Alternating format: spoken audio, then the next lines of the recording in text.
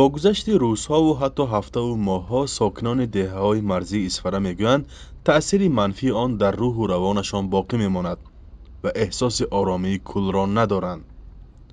تقریبا یک هفته از مناقشه مسلحانه مرزی شب 27 به 28 ینور میگذرد ولی تا حال کاملا به خود نآمدند.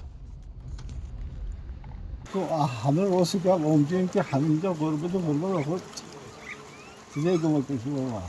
نه خواب اینجا نه بچه ها یک درست خواب میرد نه درست مکتب میرد.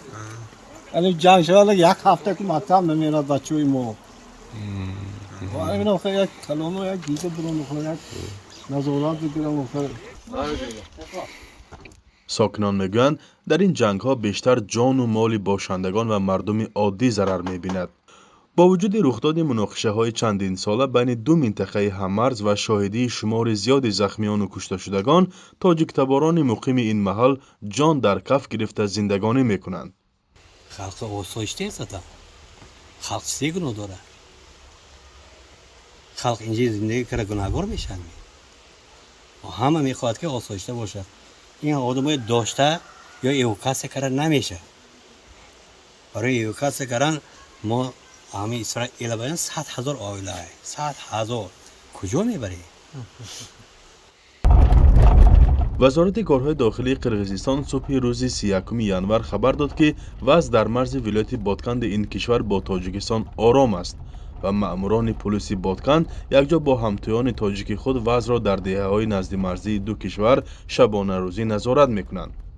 ولی چندی از ساکنان دهه سامانیان اسفره شام 31 ینور به رادیو آزادی خبر دادند که گروهی از باشندگان دهه کوکتاش قرقیزستان راه آنها را برای یک مدت بستند و به حوالی مقصد جمعیف یک ساکن آن سنگ پرتایی کردند. تا نشر این گزارش مقامات تاجیکستان و قرقیزستان در این باره به طور رسمی خبر ندادند، اما یک منبع باوربخش در حکومت اسفره شام 31 ینور حادثه را تصدیق کرد. به پرواز آمدن درون یا هواپیمای بی‌سرنشین قرقیزستان در آسمان اسفره شب 31 ینور و آن هم در حالی که 2 روز پیش از آن گفته شد طرفها به سازش رسیدند که به چنین پروازها راه ندهند، باور ساکنان را به آرامی دراز مدت خللدار کرده است. ما باور کرده نمیتونیم. باوری ما هم نمون. این یک بار این 130 بار. آماده من مثل زندگی خصوصه ما میخواهیم که همه سردارو تنجه امانه کنن صلح و صلاح کنن و خاطر جمع دارن. ساکنان قرقیزستان نیز در شبکه‌های اجتماعی به صلح استوار در مرز اظهار شبهه میکنند. آنها میگویند تا مسئله به طور پوره و نهایی حل نشود خطر نزاع باقی میماند. شام 27 ینور در مرز تاجیکستان و قرقیزستان دوباره زدوخورد مسلحانه میان مرزبانان دو کشور رخ داد. مناقشه بعد آن سر زد که مقامات دو کشور یکدیگر را به راهبندی گناهکار کردند. مقامات دو کشور نیمه شب 28 ینور درباره آتشبس کامل در مرز خبر دادند. طبق این موافقه هر دو جانب نیرو و تکنیک‌های اضافی را از مرز بیرون میبرند، شهرهای بادکن اسفنه را میکشویند و در مرز پاسبانی مشترک تشکیل میکنند.